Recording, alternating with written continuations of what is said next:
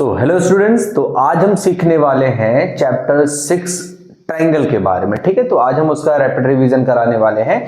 तो देखिए, आज हम इस चैप्टर में ये बताएंगे कि आपको क्या क्या पढ़ के जाना है आपके बोर्ड एग्जाम के लिए, जो कि बहुत ज्यादा इंपॉर्टेंट होने वाला है।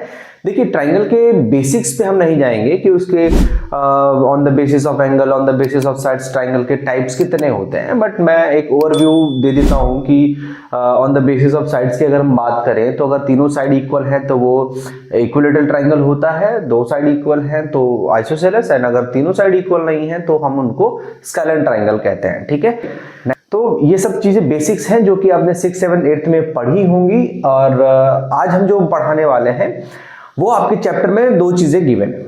सबसे पहले है सिमिलैरिटी, एंड सेकंड नंबर पे आती है जो आपके थ्योरम्स हैं। अब थ्योरम कौन कौन सी है? बीपीटी थ्योरम्स है और कन्वर्स बीपीटी थ्योरम है। ठीक है, तो इन तीन चीजों के बारे में हम डिस्कस करने वाले हैं, लेकिन सबसे पहले हम पढ़ते हैं सिमिलैरिटी के बारे में। तो देखिए, सिमिलैरिटी क्या होती है? मान लीजिए कि कोई दो ट्रायंगल गिवन है आपको, कोई दो ट्रायंगल गिवन है, एक एबीसी गिवन है और एक हमको दूसरा ट्रायंगल गिवन है डीईएफ। ठीक है, तो सिमिलैरिटी के लिए हमको कंडीशंस पता होनी चाहिए। अब कंडीशन कौन कौन सी होती है?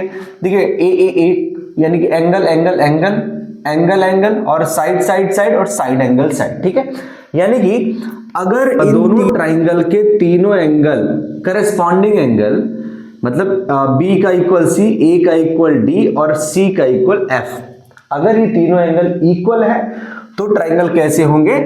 सिमिलर होंगे। बात समझ आ रही है? अगर कोई दो एंगल भी इक्वल है तब भी हम उन दोनों ट्राइंगल को क्या बोल देंगे? सिमिलर ट्राइंगल बोल देंगे।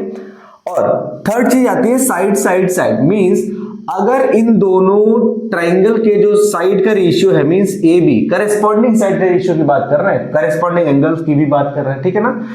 ए बी अपॉन डी ई, अगर ये इक्वल है B C upon E F के और A C upon D F के। ठीक है, अगर ये सारी साइड्स हमारे रेशियो इनके इक्वल है तब भी हम क्या कहेंगे? दोनों ट्राइंगल कैसे हैं? सिमिलर है। ठीक है, एंड फोर्थ कंडीशन आती है side angle side. It means कोई दो साइड, मान लीजिए ये साइड का रेशियो और इक्वल इन दोनों साइड का रेशियो, जैसे कि हमने रेशियो निकाला है वैसे, और इनके बीच में जो एंगल आता है, जैसे कि एंगल ए और एंगल डी, ये दोनों भी आपस में अगर इक्वल है तब भी हम बोलेंगे ये ट्राइंगल कैसे हैं? सिमिलर ट्राइंगल है। ठीक है, तो सिमिलरिटी के लिए हमको चार कंडीशन हमको याद रखनी है।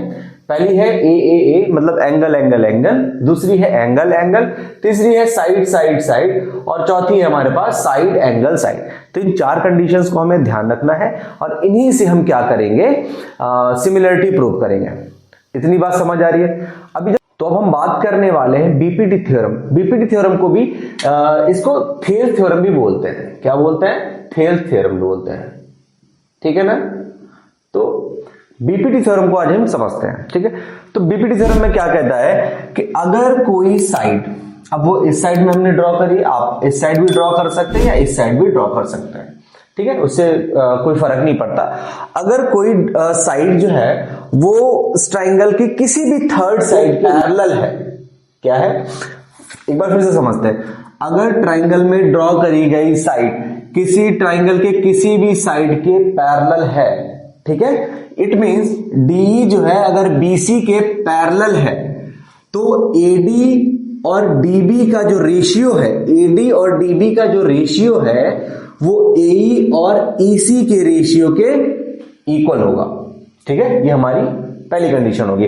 दूसरी कंडीशन हमारी क्या होती है? अगर ये दोनों लाइनें पैरेलल हैं तो ए बी, ये कंप्लीट साइड का जो कंप्लीट साइड मतलब ए बी और एडी का जो रेशियो है, ए बी और एडी का रेशियो है वो इक्वल होगा एसी और एसी के रेशियो के। बात समझ आई? एंड द थर्ड कंडीशन क्या है? ए बी और डीबी का रेशियो, ए बी और डीबी का रेशियो इक्वल होगा एसी और ईसी के रेशियो के। ये चीज समझ आई नहीं है? तो देखिए, सबसे पहले हमने क्या जाना कि अगर कोई भी लाइन ट्राइंगल के किसी भी लाइन के पैरेलल ड्रॉ करी गई है तो उनके ये तीन कंडीशन, ये तीन रेशियो जो हैं ये क्या होंगे? इक्वल होंगे।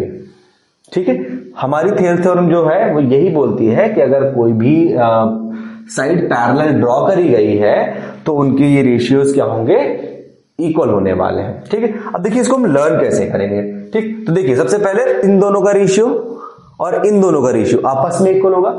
एंड सेकंड टर्म आता है कंप्लीट वाला, मतलब ये बड़ी साइड इस छोटी साइड का रेशियो, इस बड़ी साइड इस छोटी साइड का रेशियो। ठीक है, एंड जो थर्ड कंडीशन है वो बड़ी साइड और नीचे वाली छोटी साइड का रेशियो, ये बड़ी साइड और नीचे वाली छोटी साइड का रेशियो क्या होने चाहिए, आपस में इक्वल होने चाहिए। ठीक है ना, अब बात करते हैं कन्वर्स बीपीटी थ्योरम की। ठीक है, तो आइए डिस्कस करते हैं कन्वर्स बीपीटी थ्योरम के बारे में।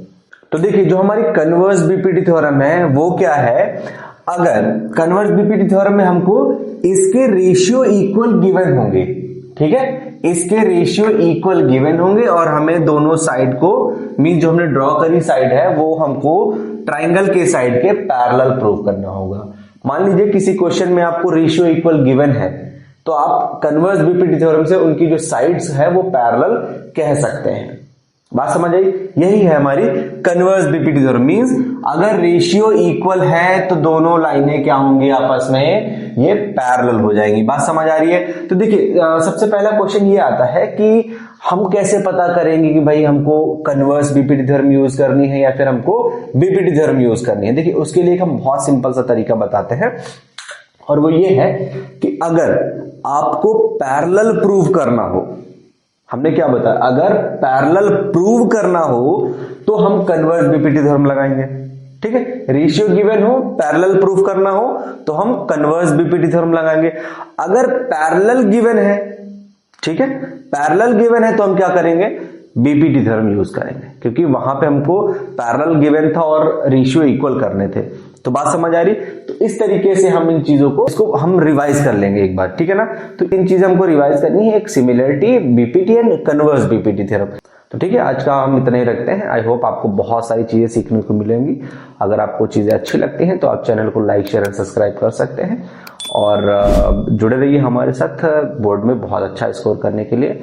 And thank you and have a nice day.